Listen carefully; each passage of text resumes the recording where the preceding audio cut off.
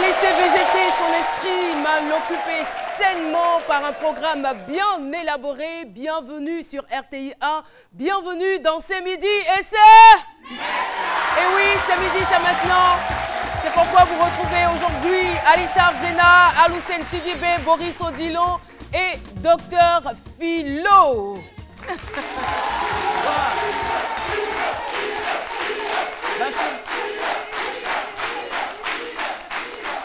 Voilà. Merci beaucoup. Bienvenue, bonne arrivée à toi, Dr. Ouais, Philo. non, c'est pas... Venez, monsieur. Voilà, c'est ça, c'est comme ça. On est très curieux de savoir d'où il vient. Non, mais il n'y a pas de truc. Je peux venir. Non, c'est ma résolution. C'est la période des résolutions. On a fini les vœux. Pour cette année 2017, ça c'est ma résolution. J'ai décidé de me déplacer désormais avec moi-même mon propre bagage intellectuel. Donc c'est tout ça, c'est mon intellectualisme même qui est à l'intérieur. Et je me déplace. À ça. Voilà. Chacun doit prendre une résolution. Chacun, c'est ça, il faut se considérer soi-même et les autres vont se considérer. C'est mon bagage intellectuel et la vie est tellement... Il faut s'attacher. Mais excusez-moi, Dr Philo, vous comptez le porter comme ça pendant combien de temps? Toute la vie, même pour des besoins du studio, du recadrage. Voilà. Il est assez lourd quand même, votre bagage intellectuel. Toute la vie. Et moi, je veux savoir. Pourquoi ça c'est ce qu'on a l'habitude de prendre au village. C'est naturel, ça fait pas mal. Voilà, c'est ma résolution. On ne sait jamais, avec vos résolutions, ça peut intéresser ma tête. Non, c'est truc.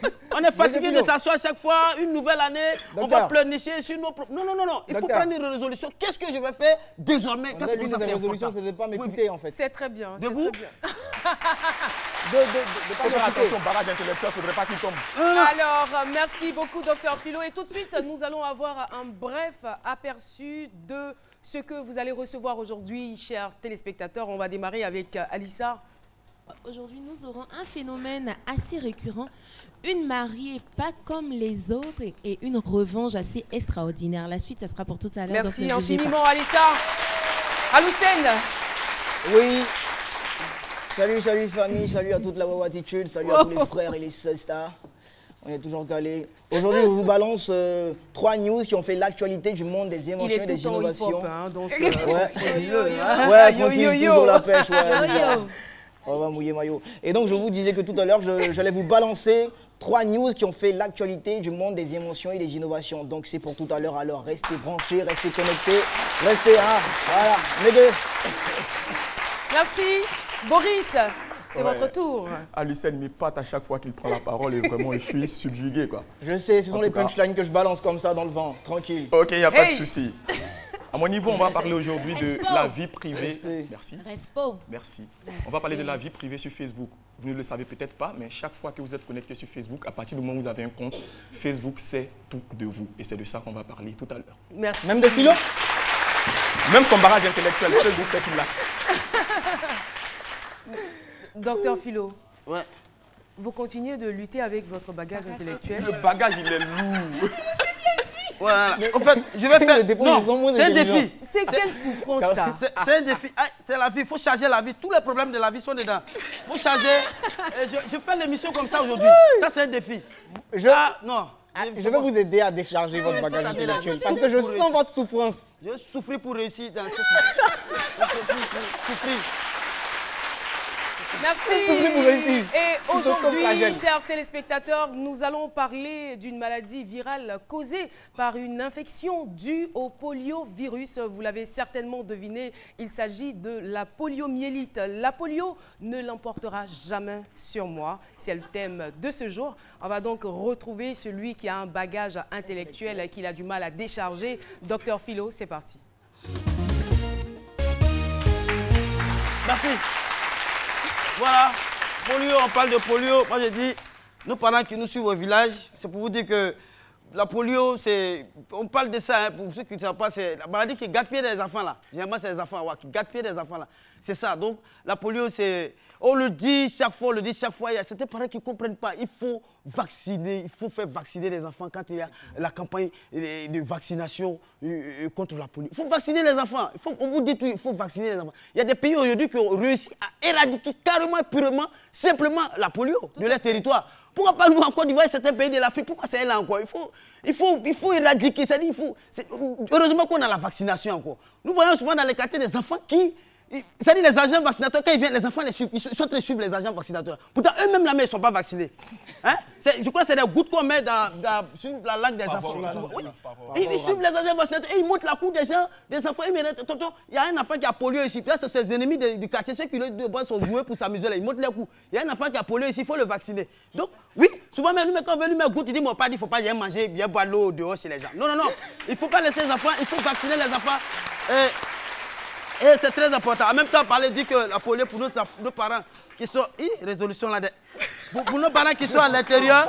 Non, je vais y arriver. Voilà, il faut vacciner les enfants. Et souvent, c'est l'eau sale qui envoie souvent. Voilà, c'est l'eau sale, l'environnement. Quand l'eau est maltraitée, ce n'est pas le gouvernement qui va venir traiter l'eau à ta place. Hein? Et puis quand ça se transmet, c'est évidemment par de l'alimentation, la nourriture. Ouais, la nourriture, ça se transmet. Il faut vous expliquer, transmet par la nourriture. Et le virus de la polio va s'attaquer aux cellules nerveuses. Regardez, quelque chose, c'est une cellule qui est dans le corps, qui est déjà nerveuse déjà, qui est fâchée, qui est là. Virus n'a qu'à l'attaquer. Qu'est-ce que ça va donner? Vous imaginez ce qui se passe dans le corps. Quelque chose qui est déjà fâché, puis quelque chose va l'attaquer. Et quand c'est comme ça, il y a ce bouleversement au niveau des colonnes et ça attaque les pieds. Et ça, c'est le docteur qui parle. Oui, en psychologie et en tutologie également. Tout à fait. Et qui a décidé des trucs. Voilà. Merci, docteur Philo. Vérifions à présent si tout le monde est au même niveau d'information, si nous savons ce que c'est que cette maladie. Que savez-vous de la poliomyélite? Question micro-trottoir. À tout de suite. La poliomyélite est une maladie qui attaque les enfants de 0 à 5 ans lorsqu'ils n'ont pas eu les doses de vaccination. Mais dans le cas où ils ont la dose, je pense que la maladie ne les atteint pas. La poliomyélite, c'est une maladie, c'est une carence des os. Quand la mère est en grossesse, elle n'a pas pu respecter les consultations prénatales, ça peut jouer sur l'enfant. Et lorsque l'enfant naît, tu dois vraiment faire des vaccinations. Et lorsque ces trucs-là n'y est pas, l'enfant peut être paralysé en quelque sorte, ça on appelle la poliomyélite. La poliomyélite est une maladie due à une carence des os. Quand la mère ne respecte pas les consultations prénatales jusqu'à la naissance, l'enfant doit recevoir des vaccins. La polio, ce que je sais, c'est une maladie virale qui s'attaque aux enfants. Et je me dis qu'elle est en train d'être éradiquée parce que avec les politiques de vaccination, les cas sont un peu rares maintenant dans ces temps. La poliomyélite, c'est une maladie invalidante et qui attaque généralement les enfants. Voilà, les hommes à bas âge, les nourrissons. Bravo pour vos différents éléments de réponse. Et tout de suite, nous allons recevoir notre invité témoin du jour. Son nom, Etienne Kouakou Bernard, dit... Je compte pas sur mon handicap pour aller manger. Je compte pas sur mon handicap pour aller rouler. Je compte pas sur mon handicap pour me faire pitié. Manoulé, Manouo, Manoulé.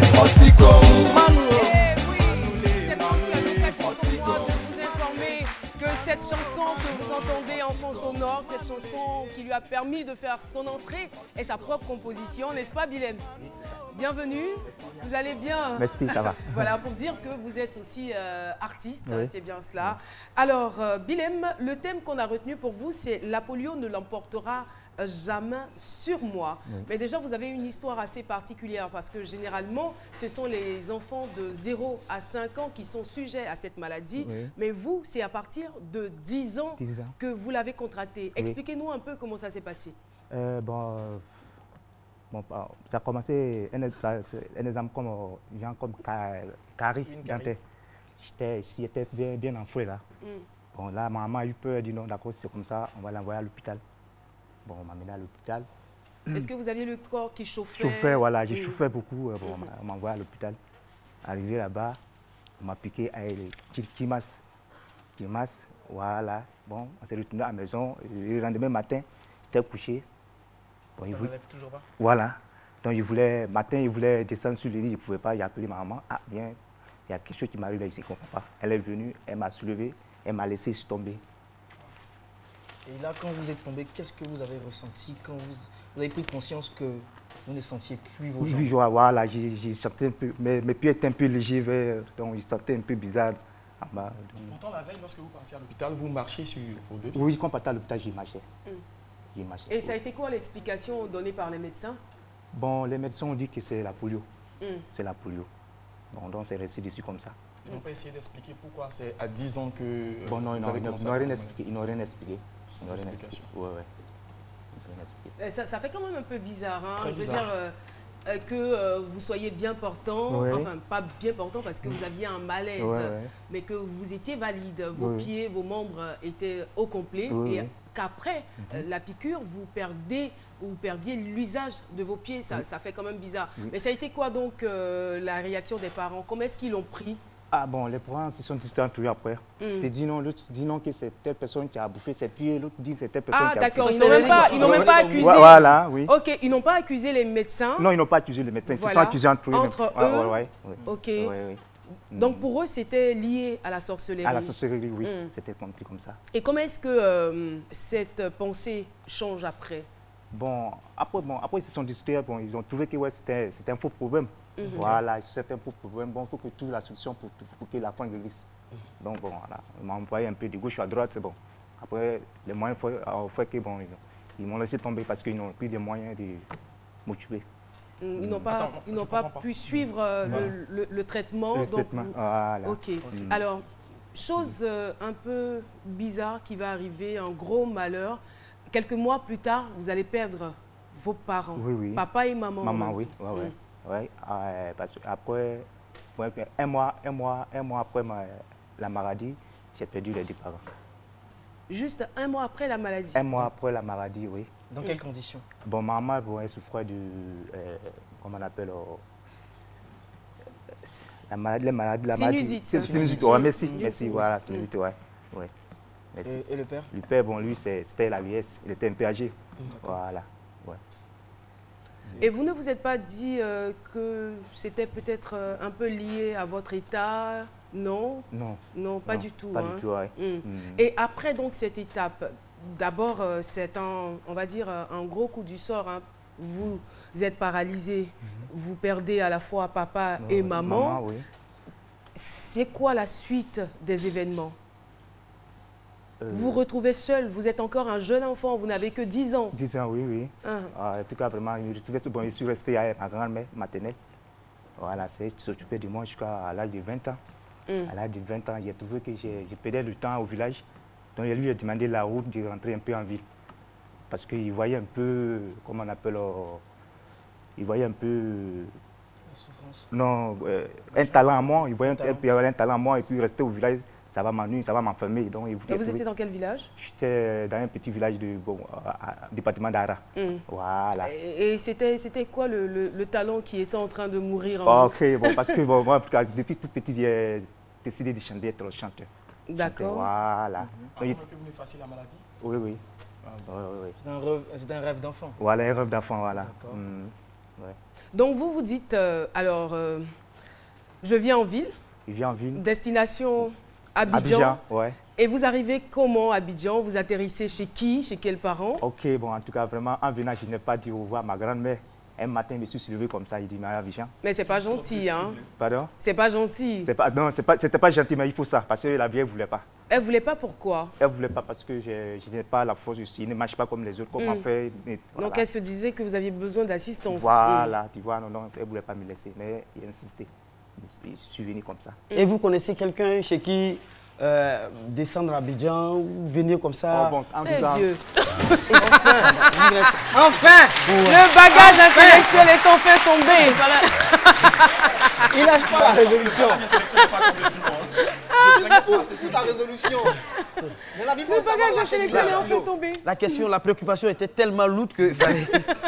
Voilà, vous savez c'est qui descend à Abidjan, vous venir comme ça, bon, Abidjan, nous aller. Bon, enfin, en venant, je ne connaissais pas Abidjan, c'est seulement je ne connaissais pas Abidjan. Je suis venu directement chez un grand-père. Mon grand-père aussi, il ne connaissait pas celui, il était à Makori, au Champrou. En venant, c'était un cousin, lui, il était ici avant chez lui. C'est lui qui m'a dit, donc quand tu arrives à Djamé, tu empruntes un taxi de Makori, tu dis non, il descend à Makori au Champrou, au carrefour de Champrou. Dès que tu dis ça, tu prends tout droit le Champrou. Ça me rappelle des films et des histoires drôles. Tu prends tout droit le Champrou, arrivé devant le Champrou, il y a un carrefour, tu tournes à ta gauche là, tu rentres. C'est comme ça, tout ça, j'ai marché jusqu'à rentrer, arriver chez lui au quartier, j'ai demandé après mon grand-père, on dit voilà, ça coûte, je suis rentré directement. Bravo, vous avez fini par retrouver la tour de votre grand-père. Et comment est-ce que vous avez été accueilli par lui et toute la famille. En tout cas, vraiment, lui-même, il est très content de me voir. J'étais content même de me voir. Il ne croyait pas comment l'histoire avait pu arriver. C'était votre première fois? Oui, c'était ma première fois. Il me voyait en génie, quoi. Parce que, Et après ça, vous évoluez comment? Je veux dire, c'est vrai que vous avez pour objectif de faire la musique. Est-ce qu'en dehors de la musique, il n'y avait pas autre chose? Je veux dire, un autre talent que vous exerciez là-bas au village? Bon, là-bas au village, quand j'étais au village, c'était seulement que la musique. Ah bon? D'accord. Ouais. Et la couture? La couture, c'est quand je suis arrivé à Abidjan. Bon, j'ai croisé un ami, on était ensemble, c'était un couturier, c'est un Anango. Bon, il dit, ah, mon ami, comme bon, toi tu fais rien pour moi, je suis un couturier, j'ai un atelier. Bon, viens t'apprendre à un mois, peut-être à ça, tu peux te défendre demain. Il a accepté, il est parti avec lui. On a commencé, il fait 4 ans, 5 ans avec lui. J'ai eu la main. Bon, ça a travaillé, lui-même m'a libéré. Il dit, bon, d'accord, tu peux faire ce que tu veux. Maintenant, comme tu regardes, tu as déjà la main. Donc, c'est dans ça. Il dit, bon, au lieu de me libérer, aller ailleurs, il préfère travailler ailleurs. On va vous arrêter un petit instant. Okay. Il y a quelques jours, j'ai eu le même problème, le même souci que vous. Mon micro était tombé dans mon t-shirt. Votre micro est tombé dans votre t-shirt. On va demander à Chef Hassan de venir vous aider. Ça arrive. Ne vous inquiétez pas, Chef Hassan va vous aider. Voilà. Bien savoir si travailler avec un couturier ou un tailleur. Parce qu'il y a des couturiers comme Éloi Sessou et il y a des tailleurs comme Dr Philo. Non, c'est forcément, puisqu'il n'avait pas de l'expérience, c'est forcément avec un tailleur. Hein. C'était avec un tailleur, n'est-ce pas? D'accord. On lui installe le micro. Merci beaucoup, Hassan. Merci, Hassan. Il y a encore le collier qui est... Applaudissez pour Hassan, notre chef de plateau, les gars. Voilà. Il ne faut pas toucher. Il ne faut pas toucher. Non, docteur Philo, c'est bon, ça va. Voilà, on peut s'entendre comme ça. Merci beaucoup. Alors, la question était relative au couturier. Boris voulait savoir si c'était un couturier ou un tailleur. Bon, non, c'est un couturier. Les tailleurs, ce sont des gars de taille, ceux qui taillent des fleurs. Docteur Philo. Oui. Dites-moi, c'était quoi l'ambiance au travail pendant que vous appreniez à coudre? Si vous aviez des collègues, des gens avec qui vous apprenez tout, c'était quoi leur regard sur vous? Bon, au début, c'était un peu bizarre. Les gens me voyaient un peu. Quand ils mettaient pas tout le monde a des yeux sur moi, moi, je me sentais un peu gêné. Ouais, mais pas fini, hein, par la langue, ils se sont habitués à moi. On est resté à une famille comme soudée. Voilà, c'est comme ça. Et même souvent, quand il y a des trucs où ils m'amènent à repas, ils me déplacent, ils font ça à ma place. Bon, c'est comme ça. Mais je veux savoir, puisque vous êtes handicapé des pieds, est-ce que cela n'était pas un frein à ce que vous soyez un bon couturier? Bon, en tout cas, c'est... Vous rencontrez quand même des difficultés, non? Si. Dans l'exercice de ce métier? Si. Bon, il y a des mouvements où je sais qu'ils m'amènent à repas, mais comme les collègues sont là, ils m'aident à faire. Voilà. Et c'était quel genre de machine? Parce qu'on a des machines, on avait des machines aussi à l'époque où on était obligé. Même maintenant, il y a toujours des machines où on utilise beaucoup les pieds. Oui. Avec des pédales. Ouais, moi, pour moi, c'était pédale, sous courant. D'accord. Voilà. Et pendant ce temps, puisque votre objectif en venant à Abidjan, c'était beaucoup plus par rapport à monnayer vos talents d'artiste, chanteur. Et là, est-ce que vous ne vous êtes pas dit, je suis en train d'abandonner mon rêve ou mon rêve est en train de mourir? Parce que c'est la raison fondamentale pour laquelle vous avez quitté le village. Oui. Alors? Non, parce que bon, je me suis dit non, comme bon, je ne pouvais pas aller directement dans la musique, il faut passer à côté d'abord pour arriver. Parce que je ne pouvais pas m'asseoir, attendre seulement que la musique. Donc vous disiez que la couture serait un tremplin pour que vous fassiez la musique. La musique, comme ça, ouais. Donc. Et vous autoproduisez un jour, parce que c'est comme ça, généralement, les artistes s'autoproduisent d'abord avant d'avoir un producteur. Mais je veux savoir, d'où est-ce que vous avez tiré cette force-là? Parce que déjà, vos parents décèdent un peu plus tôt, voilà, après votre maladie à l'âge de 10 ans. Maintenant, vous venez, vous vivez avec votre grand-mère. C'est plusieurs chocs en même temps. Ouais, votre grand-mère qui refuse à ce que vous veniez à l'aventure, tout ça là. Vous venez à Abidjan, vous persistez dans ce que vous voulez faire. La force vient d'où? Parce qu'il y a généralement des personnes qui sont dans ces cas, dans ces pareils cas-là, ils ont toujours l'affection des parents, des gens à côté pour les encourager, mais vous n'aviez pas ça. Frères et sœurs. cas, moi, la force, c'était la foi. Il y avait vraiment la foi. Tu vois, voilà, vous avez enlevé cette foi-là. Hein? En tout cas, vraiment, c'est venu par Dieu, c'est seulement. C'est venu par Dieu. C'est venu, bon, c'est comme quelqu'un était derrière moi qui me poussait, fais ça, va, ça va aller, ne laisse pas, voilà. Il voyait ça en face. Ça vous poussait même? Oui, il me poussait, ne te laisse pas, va aller, ça va aller. Donc je suis resté déjà comme ça. Vas-y. Ça vous poussait pour vous. Donc du village à Abidjan, c'est ça qui vous a poussé, vous avez pris le camion pour vous.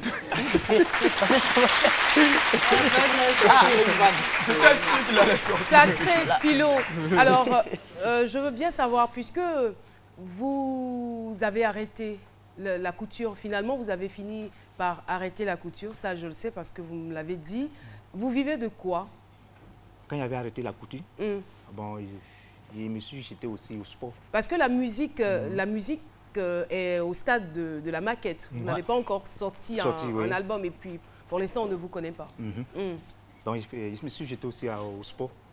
Dans mon quartier, il y avait un monsieur qui s'appelait Abbas, qui était l'entraîneur de handisport. Donc, comme on était dans le même quartier, il m'a vu un matin, il m'a appelé. Il dit, ah mon petit, viens, tu vois, je vais te proposer quelque chose qui t'intéresse. On continue ensemble. Il dit, ok, il n'y a pas de problème. Donc, il m'a dit, ah, je suis un entraîneur. Il était professeur à l'INGS. Il dit, ah, je suis un entraîneur de handisport à l'équipe nationale. Donc, je vais te mettre dedans. On va commencer à travailler ensemble. Il dit, ok, il n'y a pas de problème. C'était en 2000. Donc, il m'a envoyé. On a commencé à travailler ensemble. Vous êtes tourné vers quel sport? Quelle discipline? Au début, je jouais le basket. Le basket en fauteuil roulant. Ça se passait bien? Ça se passait bien. Ouais. Donc, première année où il a commencé, il y a eu une compétition. On a compétit. On s'est là. Une compétition internationale? Internationale, oui. On a eu une compétition. Vous êtes parti dans quel pays? Ici, en Côte d'Ivoire.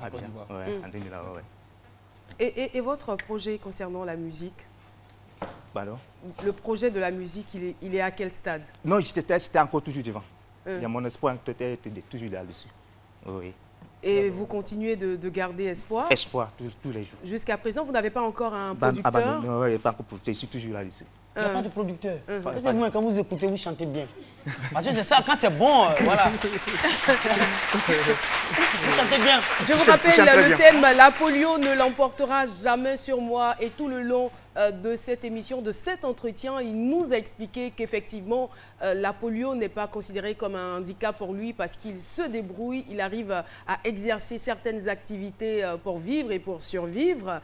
Mais justement, puisque vous êtes à la recherche d'un producteur, sait-on jamais, nous, on peut vous offrir quand même une chance. Oui. C'est vrai que ce n'est pas le lieu, mais bon, vous êtes là, vous avez accepté notre invitation. Il a bien comme un producteur. Même docteur Philo peut vous produire. Alors, ce qu'on va faire, on va faire un test. On va vous écouter pour voir si vous avez une bonne voix. Ça peut aller? Le producteur vous prend note. 1, 2, 3, c'est parti. Je compte jamais sur mon handicap pour me faire pitié, oh, c'est vrai. Je compte pas sur mon handicap pour me faire pitié, oh, c'est vrai. Je compte pas sur mon handicap pour me faire pitié, oh. Manoulé, Manouo, Watiko, Manoulé, Manouo, Watiko, Manoulé, Manouo, Watiko, Manoulé, Manouo, Watiko, Manoulé, Watiko, Manouo, Watiko, Manoulé, Watiko. Adjo Ayako, Adjo voulait marier Proto. Un jour, on l'appelle pour dire que son mari a été tué pour un braquage. C'est pourquoi dans la vie, il ne faut jamais aimer la facilité. Jamais. Ça va aller. Merci beaucoup. Et en plus de cela, il faut dire aussi que vous êtes commerçant pour montrer à quel point vous êtes dégourdi. Vous vendez quoi exactement? Il vend des papiers mouchoirs. D'accord, des papiers mouchoirs. Nous, on vous souhaite beaucoup de chance. Alors, il y a forcément des personnes qui sont dans la même situation que vous, qui vous regardent, qu'on retrouve très souvent aux abords des routes. Quel est votre message à leur endroit? En tout cas, moi, je leur dis de ne pas laisser tomber, de se battre toujours. Ils vont se décroyer parce que tu as perdu les pieds, que tu dois te laisser. Non, jamais. Tu as perdu les pieds, mais la tête est là. Vous leur dites ça sur le terrain? Oui. Tu as perdu les pieds, la tête est là. Aujourd'hui, il donne un exemple. Les Blancs. Les Blancs fabriquent des voitures, des avions, c'est pas les pieds. Non, je veux dire, est-ce que vous leur avez déjà dit ça sur le terrain? Quelle a été leur réaction vis-à-vis? Vis-à-vis quand ils les voient? Oui, quand vous leur dites ça. Ah bon, en tout cas, bon, quand d'autres ont gros cœur, hein, quand il est pas là, il te garant. Hein. T'es garant. T'es garant même. T'es bien, toi t'as réussi. Mais comment vous faites pour poursuivre les gens qui vont avec vos papiers mouchoirs sans payer? Pardon? Comment vous faites pour poursuivre les gens qui vont avec vos papiers? Non, moi j'ai un coin qui est issu des calés, il ne bouge pas. Et sur le feu, bon, ceux qui passent, les voitures passent, lui qui a besoin, il sert vers moi et puis il tend son argent. Il y a beaucoup de monnaies qui restent à vous. En tout cas, oui. Ok, d'accord. Merci beaucoup. Bilems, c'est bien cela, votre nom d'artiste, Etienne Kouakou. Bernard, en tout cas, merci pour ce témoignage très enrichissant. Nous mettrons tous les bagages en œuvre. Et bien évidemment, il est donc important de dire aux parents de vacciner les enfants parce que pour l'instant, on n'a pas encore de traitement. Donc la prévention est le seul moyen d'éradiquer la maladie. Philo l'a dit, il y a beaucoup de pays qui ont réussi et puis la technologie, étant donné que la médecine a évolué de plus en plus, on arrive à éradiquer la maladie, mais pour l'instant, il faut absolument faire vacciner les enfants. Voilà. Il y a aussi des gouttes, n'est-ce pas? Alors, Etienne, merci encore. On a déjà terminé avec vous. Okay. On a un autre invité qui n'est pas pour l'instant sur le plateau, mais qui est dans les environs.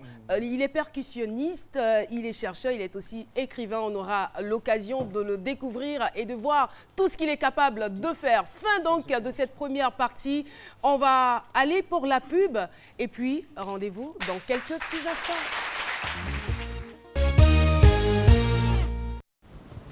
La vie nous façonne et nos décisions l'influencent. Pour inspirer votre année, nous vous souhaitons une santé solide. Comme ça. Vos diplômes dans la poche. Des contrats bien ficelés. Une famille plus grande et de l'amour avec un grand A. Pour vous. 2017 s'annonce riche en surprises. Brillez, avancez, profitez. Move, no limit. 10 ans d'émotion. 10 ans de joie. 10 ans de bonheur. 10 ans de fidélité. Décembre 2016. Bonjour 10 ans à San Pedro. Sous le parrainage de Monsieur Atilia, opérateur économique, la RTI vous invite à Bonjour 10 ans ce samedi 7 janvier à 20h30 au complexe sportif Nabo Clément de San Pedro. Tarif unique, 2000 francs CFA. Point de vente, RTI Publicité 6 au centre culturel, complexe sportif Nabo Clément. Bonjour, un concept RTI.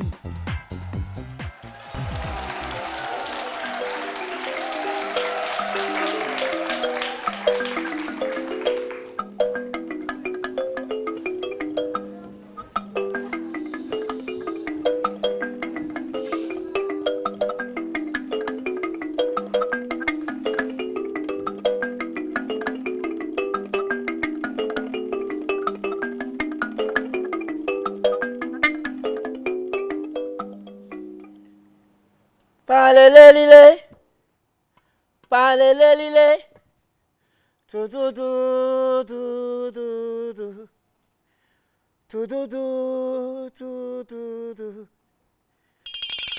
palelelile.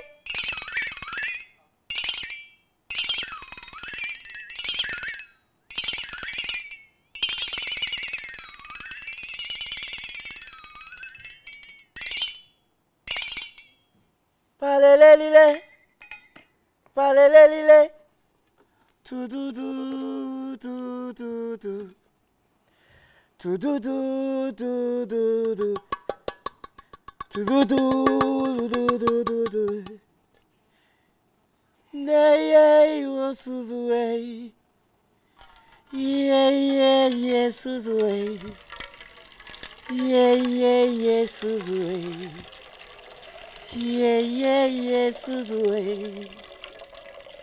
Yeah, Suzue. Yeah, Suzue. Yeah, Suzue. Yeah, Suzue. Yesuzwe. Yeah, Yesuzwe. Qu'est-ce qu'il va en faire? Yeah, Yesuzwe. Yeah, Yesuzwe. Yeah, Yesuzwe.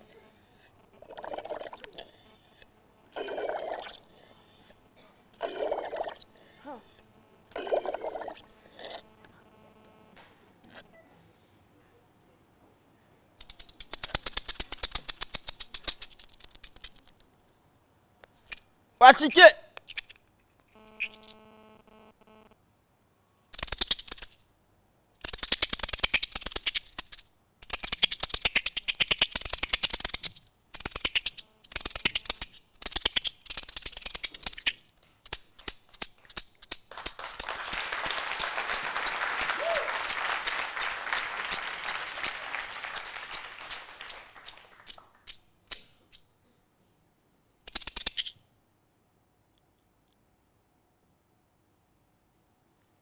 Bravo. Et oui, Oswald Kwame est notre invité. Oswald Kwame est artiste percussionniste, chercheur, écrivain, musicologue. Et bien évidemment, on se posait des questions. Et moi, ce que j'ai envie de dire après avoir vu tout ça, c'est rien ne se perd. Tout se transforme. Vous utilisez tous les éléments qui vous environnent pour en faire des instruments de musique. C'est bien cela. Vous pouvez vous rapprocher. On va échanger juste quelques mots. Mais le purigien n'a pas fait de bruit, hein? Si, tu n'as pas entendu, docteur Philo? Prêtez l'oreille, oui. Moi, j'ai entendu parler. Alors, Oswald, expliquez-nous un peu cette créativité, cette inspiration à elle. Vous est venue d'où? Merci. Je dis encore merci à l'équipe de C'est Midi. Au fait, c'est une inspiration divine, si vous voulez. Je ne sais pas comment expliquer ce côté-là. Voilà, mais je dis merci encore à Dieu. Et au fait, à chaque fois que nous existons sur la terre, nous sommes entourés un peu de tout. C'est ça. Donc, étant percussionniste, je dis, mais attends, il y a tellement de percussionnistes, donc il faut pouvoir innover. C'est ça. En innovant, j'ai cherché à voir un peu autour de moi, qu'est-ce qui existait comme objet. C'est ça. Donc, j'ai fait une retranscription. Vous avez ces objets-là, la marmite qui est généralement utilisée pour la nourriture. Voilà, donc dans le domaine musical, qui est un instrument irrégulier. Voilà, et j'en fais de la musique avec. Comment c'est parti? Je me suis dit, bon, écoutez, il y a un son qui sort de partout. J'ai une casserole. Quand je vois maman en train de cuisiner, je ressens des sons. Il y a de l'eau qu'on a l'habitude de boire et qui nous sert aussi à plusieurs choses. Quand je regarde aussi le son de l'eau qui coule à chaque moment, je dis, mais tiens, écoutez, pourquoi ne pas retranscrire ces sons-là sur une musique bien donnée? Et ça, c'est votre quotidien qui est là. Voilà. En même temps, ça nous donne une idée de... Quand on voit cette marmite, ce qui est là, tout ça, ça nous donne une idée un peu de vos origines, tout ça. Parce que c'est votre quotidien, c'est votre entourage qui est là. Bien sûr. Voilà, donc voilà, on a une idée déjà. Je sais à quoi il fait allusion. Mais bon, alors, ce que je voudrais savoir, est-ce que c'est ce plus, cette imagination, cette créativité, c'est cela qui vous a permis d'être l'Africain, le percussionniste africain le plus célèbre d'Asie? Oui, bien sûr. Bien sûr, c'est cette créativité-là. C'est le purigeois que vous voyez, c'est le cloaba, c'est les marmites, c'est l'eau, c'est tous ces éléments qui nous entourent. Ils ne sont pas nombreux, hein, ces artistes qui, en public, utilisent le purgeois. Oui, oui. Il y a un artiste ivoirien qui le fait.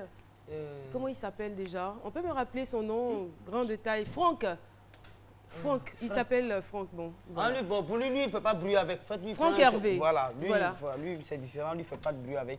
Pour lui, ce n'est pas un instrument de musique, voilà. C'est un accessoire. Un accessoire, voilà. Oui, très rapidement.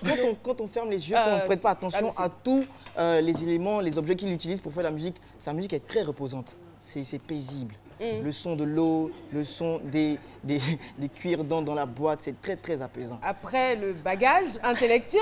À part la percussion, si vous savez que ça aussi, ça a des besoins aussi, que je peux vous montrer. Ouais, bien sûr. Vous allez montrer ça aux gens de l'autre côté. Ah, non. Merci beaucoup. Merci Oswald Kwame d'être venu sur notre plateau. Merci beaucoup. Je rappelle que vous êtes ici en Côte d'Ivoire pour la promotion et lancer le festival Nzassa, créé au Japon et prévu pour mai 2017. Merci infiniment d'être venu et tous nos encouragements. Merci d'être une fierté du côté de l'Asie. Et voilà. Après la musique, nous allons nous intéresser, je dirais même qu'on va rester toujours dans le domaine de l'invention, de l'innovation et retrouver à présent Aloussène Sidibé. Et donc à l'entame de cette émission, je vous proposais de vous offrir quelques news qui ont marqué l'actualité dans le monde des inventions et des innovations. Première news, c'est la news de M. Boussou Denis, l'ex-directeur général de l'Office ivoirien de la propriété. Maman, hey, Sabario. Maman. Aloussène Bekoumana. Bekoumana quoi. Hey, Sabari. Voilà. Merci, on applaudit très fort les mamans qui sont dans le public.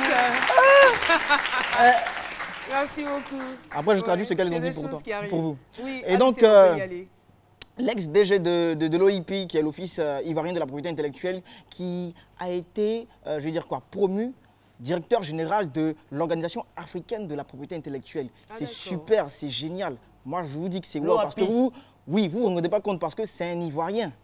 Grâce à tout son travail, grâce à un travail acharné qu'il a, je veux dire quoi. C'est la première fois qu'un Ivoirien est promu à ce poste? Oui, c'est la première fois qu'un Ivoirien est promu à ce poste. Et puis, c'est un poste très important pour la Fédération des inventeurs et innovateurs de Côte d'Ivoire et d'Afrique parce que c'est grâce à l'OAPI et à l'OIP que toutes les inventions sont, je veux dire quoi, légalisées, sont brevetées et ont de la valeur aux yeux du monde et aux yeux des industriels.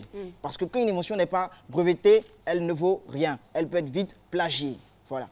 On passe avec monsieur, je me rappelle son nom, Dagri Simplice, qui est l'inventeur de la broyeuse Dagri. Il était dernièrement, l'année passée, en Belgique pour Bruxelles Innova, qui est un concours d'innovation qui fait la promotion des inventions et innovations de la diaspora. Et donc, il nous a ramené une médaille et un prix spécial. Et ce dernier a fait la présentation officielle de son prix et de sa médaille d'or à la presse ivoirienne.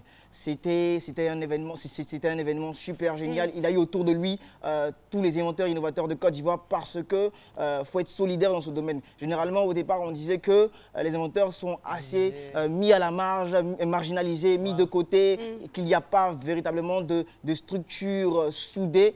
Et c'est la preuve qu'ils sont solidaires, ils sont main dans la main, ils veulent vraiment vulgariser toutes leurs inventions, vraiment mettre ça au devant de la scène. C'est très bien. Et puis je termine avec une information. Je vais vous convier, très chers téléspectateurs et très cher public, si vous le pouvez, à aller sur www.startup.info pour voter pour la start-up la plus innovante de 2017. C'est pour le concours, le prix, je veux dire quoi, le prix international, pour pas dire le prix de la meilleure start-up d'Afrique de l'année. Et donc c'est un prix qui va réunir toutes les start-up de l'Afrique et de l'Afrique ici et de la diaspora, donc des Africains vivant en Europe, à l'extérieur. Et donc j'ai pu remarquer 3 ou 4 startups qui étaient sur la liste. Et moi, il y a une startup qui m'a beaucoup, je veux dire quoi. Mais là, est-ce que c'est normal que vous puissiez donner le nom de la startup? Ça va influencer quand même l'opinion. Oui, c'est vrai que ça va influencer, mais c'est à dessein. C'est à dessein parce que c'est une start-up qui a fait un superbe boulot parce qu'elle met en connexion les chefs d'entreprise et les étudiants qui ont besoin de boulot. Ok. Voilà. Et donc moi c'est mon coup de cœur. C'est mon coup de cœur. Je n'influence personne, mais c'est mon coup de cœur. Merci. Je ne donne pas le nom de la start-up, mais c'est mon coup de cœur. Et c'est mieux ainsi. J'en ai terminé. On vous remercie, Aloussène Sidibé. Et tout de suite, nous allons retrouver Boris. Est-ce que vous savez que Facebook, c'est tout, je dis bien tout sur nous. Il va nous donner de plus amples informations. On retrouve tout de suite Boris Odilon. Voilà, comme Caroline le disait d'entrée de jeu, aujourd'hui on va parler de Facebook. Facebook, cette application américaine, ce réseau social qui a été créé en 2004 par Mark Zuckerberg et qui aujourd'hui embrasse plus d'1 milliard de populations sur la planète Terre. Nous sommes environ 7 milliards et il y a plus d'1 milliard d'utilisateurs de Facebook. Facebook, lorsque vous vous inscrivez sur Facebook, Facebook vous demande automatiquement de renseigner vos noms, prénoms, âge et bien d'autres informations. Nous ne savons pas, voilà comme le montre l'image, prénom, nom de famille, numéro de mobile, votre adresse mail, etc. On le fait et nous sommes inscrits sur Facebook. Ce que nous ne faisons pas, nous ne lisons jamais les conditions d'inscription de Facebook. On n'a pas le temps, c'est trop. C'est ça le mal. Ce que nous ne savons pas, Facebook recueille toutes ces informations et les exploite. Que ce soit vos activités sur son réseau social, les activités des autres personnes qui sont en relation avec vous, vos réseaux de contact, vos informations relatives aux personnes. Même quand vous partez scruter en 1 minute le Facebook, le profil de quelqu'un, Facebook le note. Et tout est stocké dans un dossier fantôme. C'est-à-dire que vous ne savez pas, c'est un dossier que Facebook a sur vous. Et comment entrer en possession de ce dossier? Vous ne pouvez pas rentrer en possession de ce dossier parce que le dossier il appartient à Facebook. Et toutes les informations relatives à vous sont traitées et stockées aux États-Unis. Elles ne vous appartiennent plus. Et le simple fait même d'être sur Facebook, vous acceptez cela. Et je vous vois souvent lorsqu'on est connecté sur Facebook, on reçoit des liens. Des liens par exemple qui peuvent nous demander quelle est l'histoire, voilà comme on le voit à l'image, quelle est l'histoire que vous ne dévoilez pas. Vous cliquez sur le lien, automatiquement en 1 minute, le lien vous donne une histoire qui est vraisemblablement proche de la vôtre. Vous êtes étonné, vous vous dites, mais attends, comment quelqu'un qui ne me connaît pas peut trouver une histoire qui est proche de la mienne? Et vos amis, lorsqu'ils viennent en commentaire, comme on le lit tout à l'heure, là on le lit sur l'image, de vrais sorciers, tu ne juges pas ça là seulement, c'est trop vrai. Tout est juste sur toi. C'est-à-dire que quoi?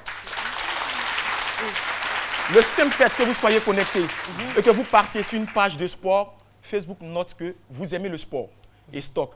Et lorsque Facebook a des clients, Facebook fonctionne un peu comme la direction commerciale et marketing de la RTI qui encaisse l'argent des publicités. Facebook aussi a des annonceurs. Ces annonceurs-là contactent Facebook et disent, par exemple, moi, je suis un magasin de vente de chaussures pour femmes. Ma cible, c'est des femmes de 18 à 30 ans. Automatiquement, Facebook fait sortir un fichier et permet à cette personne-là de vous cibler plus facilement.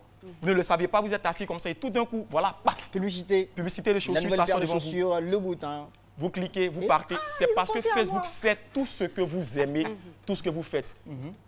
Et il n'y a pas... Oui, moi je veux savoir. Parce que c'est presque... On peut en devenir presque parano quand on écoute tout ce que vous dites en fait. Parce qu'ils ont tout sur nous, ils peuvent nous cibler, ils peuvent nous envoyer de la publicité, ils sont dans nos têtes. Mais est-ce qu'on peut vivre sans Facebook? Alice Hardy, non. Elle est super connectée dans la vie. Qu'est-ce que vous dites? Non, moi, c'est trop fort pour moi. Ok, il n'y a pas de souci. Je vous le dis, à Lucien, on peut vivre sans Facebook. Mais aujourd'hui, à l'ère que nous épousons, on ne peut vivre sans les réseaux sociaux. C'est difficile. Vous pouvez vivre sans Facebook parce que sur Facebook, il y a des gens tapage et autres, mais il y a des réseaux sociaux comme LinkedIn, Instagram et tout. Professionnel. Instagram appartient à Facebook. Oui. Instagram et WhatsApp. Un peu plus classe, au fait, je vais dire que c'est maintenant, en fait. Si tu veux, c'est la version Instagram et WhatsApp appartiennent à Facebook. Donc, à partir d'Instagram et WhatsApp, Facebook recueille encore des informations de telle sorte que vos numéros Instagram qui n'ont pas de compte Facebook, on vous suggère de les ajouter sur Facebook. D'accord, donc Boris, automatiquement... On pourrait peut-être poursuivre le sujet la semaine prochaine. Il est très intéressant et il y a beaucoup à dire à ce niveau. J'aimerais conclure en disant aux gens que rien n'est gratuit sur Internet. Merci infiniment. Rien n'est gratuit sur Internet, il a dit. Sur ce... Nous retrouvons Alissar Zena et ce sera juste après cette page de publicité. 10 ans d'émotion, 10 ans de joie, 10 ans de bonheur, 10 ans de fidélité. Décembre 2016. Bonjour 10 ans à San Pedro.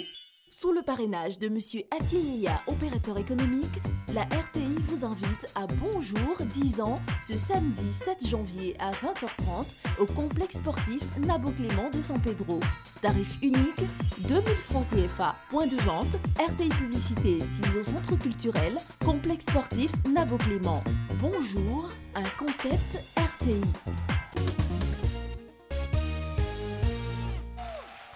Alors, on va commencer avec un phénomène assez récurrent. Si la régie est d'accord, on va voir la première image déjà. Voilà. Vous voyez, à gauche, vous avez la dame de compagnie et à droite, la mariée. Est-ce que ça, là, si c'est pas sorcellerie, on appelle ça comment? C'est pas l'inverse, t'es sûr? Non. Voilà la mariée à droite, la dame de compagnie à gauche. C'est quelle méchanceté, ça, là? Et puis, c'est comme ça, hein, les jolies filles, là. Elles n'aiment pas marcher avec les gens qui sont pas trop, genre, trop jolies. Hein. Pour quelle raison? Non. Elle, là. Si je suis trop belle, je marche avec quelqu'un qui n'est pas trop joli, là, ils vont bien me remarquer. Parce que si toi aussi tu es jolie, là, il y a des moyens qu'on ne me remarque pas. Ouais, donc, je prends quelqu'un qui n'est pas trop chic. Et puis, on est dans la ville. Donc, comme ta copine est belle, merci, même ta copine, c'est comme, c'est quoi elle, là, elle aime se négliger. Attends, c'est fait exprès. C'est ça, là, c'est pas la méchanceté, c'est quoi? On passe pour la deuxième information. On attend l'image. Alors, comme vous le voyez sur cette image, la jeune dame qui a le téléphone en main a assassiné son petit ami parce qu'il voulait rompre. Donc, une balle dans la tête. Je pense qu'elle a pris très au sérieux. Tu me trompes, tu me quittes, je te bute. Mais le nombre de gars qui ont rompu avec moi sans explication, si je devais les buter, je pense que j'allais vivre toute ma vie en prison, quoi. J'allais passer toute ma vie en prison. C'est-à-dire, le gars, je te fais rien, tu viens, un matin, allô, Alissa, tout bien réfléchi, je veux plus de toi. Wow. J'ai fait quoi? S'il te plaît, reprends-moi, je suis belle, je suis jeune, je suis sexy. Elle est drôle. Elle est drôle. Merci beaucoup, Alissa Zena. C'est donc la fin de cette chronique, mais ce n'est pas la fin de l'émission. Je n'aime pas ça. Hein? Je n'aime pas ça. J'ai dit, je n'aime pas ça. Hein? Viens ici. Hein? Marie n'est pas là. Viens, Raphaël. Viens. Attends. Oh, j'ai dit, je l'envoie en mission. Quand je l'envoie en mission comme ça, là, c'est pour que... Hein? Viens, oh, j'ai dit, mais... Tu sais que ton anaconda, là, me fatigue. Bon, d'accord. Maman arrive. Non,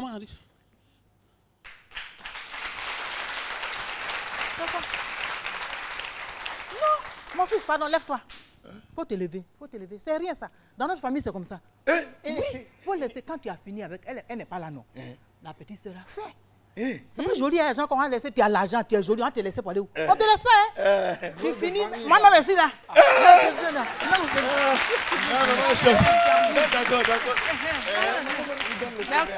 Merci beaucoup. On applaudit très fort C.A. André Claude dans le rôle de Marc Arthur, Bleu Brigitte dans le rôle de Muriel, la petite sœur de Malou, et Jeanne Tessia dans le rôle de la mère de Malou. Et bien évidemment, c'est un extrait du film Un homme pour deux sœurs. Vous avez forcément regardé ce film sur la RTI. Je voudrais qu'on puisse les applaudir encore très très fort. Et toutes nos condoléances parce que nous avons perdu quelqu'un de très cher, on va dire une personne qui était chère au monde de la culture, qui s'en est allée le 7 décembre. C'est donc un hommage qui lui est rendu. Et à ce sujet, il y a une information. Oui, donc d'abord à 13h, on aura la répétition, on aura une fresque. Voilà, on va dire quelque chose au sujet de Marie-Louise. La poésie, la danse, la chanson. Voilà, c'est tout à l'heure, on sera en répétition à l'INSAC. Demain, donc, on va présenter ce spectacle-là à l'espace Sogefia.